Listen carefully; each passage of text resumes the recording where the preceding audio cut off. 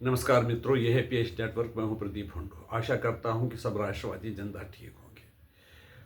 आपको मेरा सादर प्रणाम आप और साधु प्रणाम। जय गणेश करके हम शुरू करते हैं। इस बार मैंने ये जो टॉपिक चुना है वो है कि क्या पश्चिम बंगाल में भारतीय जनता पार्टी और एनडीए क्या इलेक्शन जीत सकती है। इस सिलसिले में ये कहना चाहता हूँ, हाँ, चांसेस हैं, क्योंकि उसके लिए मैंने कुछ आंकड़े जमा किए हैं। 2021 में जो असेंबली चुनाव पश्चिम बंगाल में हुए थे उसमें ममता बनर्जी को 48.0% वोट मिले थे, जबकि एनडीए को 18.15, जबकि एनडीए को 38.15% वोट मिले थे। बाकी पार्टियों को जो बाकी परसेंटेज थे, कुछ नोटा भी थे और बाकी पार्टियों को, कांग्रेस, कम्युनिस्टों वगैरह को भी मिल गए थे। यूजुअली ये देखा जाता है कि जो सारे देश में जो मुस्लिम वोटर होते हैं वो उस पार्टी को वोट देते हैं जो बीजेपी को हरा सके। जब पहले 34 साल सीपीएम का, कम्युनिस्टों का पावर था, तो वो कम्युनिस्टों को ही वोट देती थी क्योंकि वो सक्षम थे बीजेपी को हराने में। जब लोगों को लगने लगा, पश्चिम बंगाल के लोगों में कुछ, क्योंकि बदलोक वाला जो वहाँ पर तबका है उसको लगा कि हमें तृणमूल कांग्रेस को वोट देना चाहिए, तो जो वो मुस्लिम भी शिफ्ट होकर मैक्सिमम 80% वोट ममता बनर्जी को दिया। और ममता बनर्जी को 11 साल से जो हो गया, ये तीसरा इलेक्शन होगा, बम्पर वोटिंग मिली। पिछले चुनाव में उसको 214 सीटें मिली थी और बीजेपी एनडीए को 77 सीटें मिली थी। इसमें एक चीज और देखने की जरूरत है। इस बार ऐसा लग रहा है कि जो सारे देश में ट्रेंड देखा गया है, ये जानते हुए भी कि असदुद्दीन ओवैसी या एआईएमआईएम या मुस्लिम कैंडिडेट हमें कुछ फायदा नहीं दे सकते। मुस्लिमों ने जहां पर एएमआईएम के कैंडिडेट खड़े किए गए तो वहां पर उन्होंने उनको ही वोट दिया है। हालांकि उससे जो अपोजिशन की जो यूनिटी है और मुसलमानों का जो बाकी अपने आप को सो कॉल्ड सेक्युलर पार्टी है, उनकी क्षमता बीजेपी को हराने की कम हो जाती। फिर भी उन्होंने असदुद्दीन ओवैसी की पार्टी को वोट दी। यही हमने देखा पिछली बार बिहार चुनाव में भी। इस बार यह है कि इस बार ऐसा लग रहा है कि जो हुमायूं कबीर है उसको तृणमूल कांग्रेस से निकाला गया, क्योंकि उसने कहा था कि हम क्या है कि यहाँ पर पश्चिम बंगाल में मुर्शिदाबाद में मस्जिद बनाएंगे और उसका नाम रखेंगे बाबरी मस्जिद। अब ये ममता बनर्जी का प्लॉय था या दोनों ने मिलकर कोई प्रोग्राम बनाया था कि इस तरह से वोटरों को देना ताकि कंफ्यूजन, जो हिंदू वोटर है उनमें कंफ्यूजन पैदा हो। और जो हुमायूं कबीर की पार्टी है वो चाहती है कि हम असदुद्दीन ओवैसी एआईएमआईएम से समझौता करें। हो सकता है अगर ऐसा हुआ तो मेरे ख्याल में कुछ जो वोटर हैं, बहुत चंद वोटर मुस्लिमों का, वो जाएगा उसी अलायंस को जो बाबरी मस्जिद बनाने का जो निर्णय किया है। ये ट्रेंड मुझे ऐसा भी अंदाजा लगता है कि पहले जब हिंदू देवी देवताओं की बात करते थे तो ममता बनर्जी बहुत नाराज होती थी। कई बच्चों ने रास्ते में वो जा रही थी, जय श्री राम का नारा दिया तो वो उतर गई और बच्चों के साथ बलन लड़ने लगी, छोटे बच्चों के साथ। यानी इतना ज्यादा उसको गुस्सा आता था जय श्री राम सुनने में। अब इस बार उसने माता दुर्गा का मंदिर बनाने का शिलान्यास किया। ये पता भी नहीं है कि पूरा करेगी या नहीं करेगी, लेकिन शिलान्यास तो किया है। और दूसरा, वो महाकाल मंदिर भी बनाना चाहती है, उसका भी शिलान्यास करेगी। अब जो उसकी जो सोच बदल गई है, वो सोच नहीं बदल गई, उसको लगा है कि अंडर करंट है। जो वहाँ के हिंदू वोटर हैं वो समझ गए कि ममता बनर्जी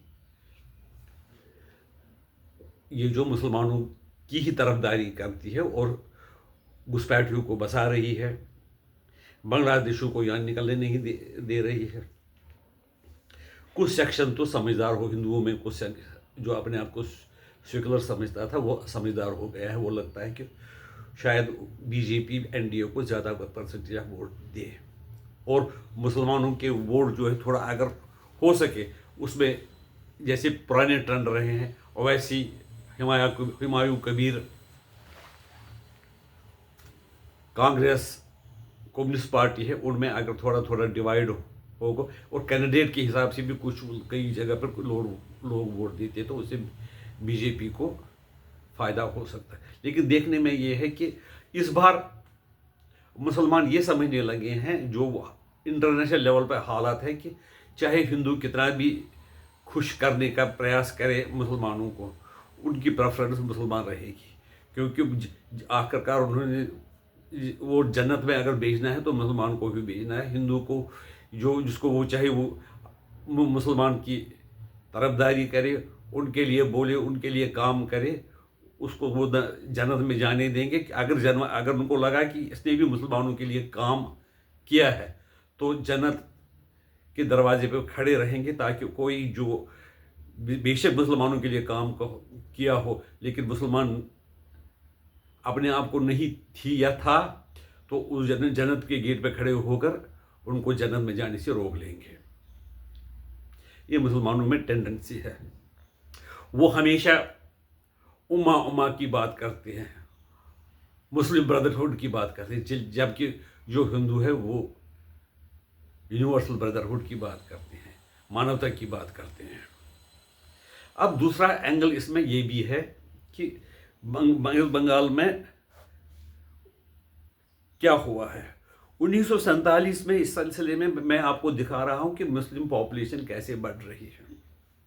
1947 में जब पार्टीशन हुआ था उसके बाद पश्चिम बंगाल की आबादी थी 19.85%, और फिर जो बांग्लादेश वार हुआ उसके बाद 20.46% मुसलमानों की आबादी हुई, जबकि 2 करोड़ लोग जो बांग्लादेश से 1970 में आए थे वार तक, उसमें से जो बाकी ज़्यादातर लोग हैं वो हिंदू ही इसमें वेस्ट बंगाल में रहे, फिर भी उनकी पॉपुलेशन 1% बढ़ गई।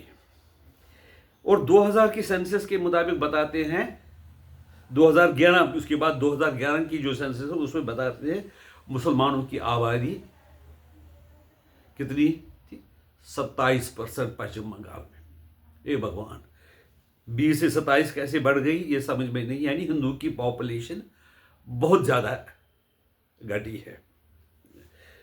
और जो अनुमानित फिगर है 2024 के लिए, क्योंकि 2024 में अभी मतगणना हुई नहीं है, तो बताते हैं 30 से 35% मुसलमानों की आबादी होगी। उसमें यह कयास किया जाता है उसमें बांग्लादेश के जो और रोहिंग्या के लोग भी हो सकते हैं, जो भी वहाँ जाकर आखिरकार वहाँ जाकर उन्होंने वहाँ पर नाम लिखाए, वोटर कार्ड बनाए, आधार कार्ड बनाए और सारे देश में फैल गए।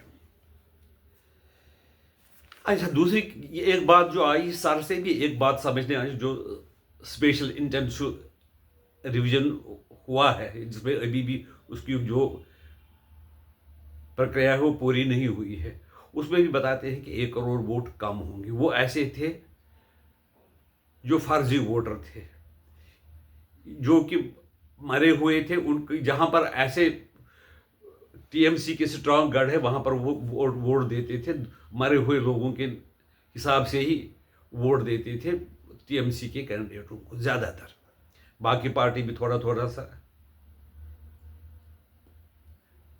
वोट लेते थे। अगर कांग्रेस बिल्कुल इलेक्शन ये अपने आप को अपोजिशन दिखाने की कोशिश करेगी, अल्टरनेटिव दिखाने की कोशिश, हो सकता है कि उसकी आबादी, उसकी वोट परसेंटेज बढ़ेगी उसे, लेकिन जो बीजेपी और एनडीए की है उसकी वोट परसेंटेज कम हो सकती है। ये जो सर हुआ है उससे भी ऐसे वोटर जो थे, जिन बाप की उम्र जिसमें दिखा रहे थे 40 साल, बेटे की 30 साल और पोते की 20 साल, जो कि मुमकिन नहीं, ऐसे वोटर कट गए। और अगर जितने वोटर, उनको दोबारा जांच की जानी चाहिए और जांच करके ये पता करना चाहिए कि ये जो नकली वोटर है उनके खिलाफ कार्रवाई भी होनी चाहिए और उनको हिंदुस्तान से बाहर निकाल दिया जाना। अगर वो बांग्लादेश लेने के लिए था उनको समुद्र में फेंक दिया जाना चाहिए। इसलिए अगर सब समझ के करें, सब हिंदू समझ करके, बदल लोग जो ज़्यादा अपने हित की ही ज़्यादा सोचता है, अगर वो भी अपनी अकल से काम ले, उन देखेंगे कि 47 से पहले नवाखली में क्या हुआ, हिंदू को किस तरह से मारा काटा गया, तो वो तृणमूल कांग्रेस को वोट नहीं देगी। क्योंकि जो हिंदू है, वो हिंदू जो होता है वो अपने वोट के लिए, ए सेक्शन ऑफ हिंदू जो अपने वोट के लिए मुसलमानों का भी समर्थन करता है, ईसाई का भी समर्थन करेगा। मैं ये कम्युनल लाइन्स पे नहीं कहना चाहता हूँ, मैं कहता हूँ कि राष्ट्रवादी मेरी सोच है, उस हिसाब से मैं सोचता हूँ। और अगर देश को बचाना है, वेस्ट बंगाल के जो मुर्शिदाबाद 24 परगना जिला थे, जिनमें 10-10, 15-15 परसेंट पॉपुलेशन थी, वो हो गए हैं, वो 20%, जो 20 से 25 सीटें ऐसी हो गई है, यहाँ तक 30 भी कह सकते हैं, जिन पे मुसलमान कैंडिडेट ही निर्णायक हो सकते हैं, यानी कि मुसलमान ही जीत सकते हैं। इस हिसाब से अगर बाकी जो लोग हैं वो सीपीएम को बोलकर, कांग्रेस को बोलकर और बाकी जो पार्टीज को बोलकर एनडीए को वोट देगा, तो एनडीए इलेक्शन जीत सकती है। हमें आशा करनी चाहिए कि लोग पॉजिटिव सोच करके इसी तरह से वोटिंग करेंगे। आपकी राय इसके बारे में क्या है, हमें बता दीजिए। भारत माता की जय, वंदे मातरम। नमस्कार।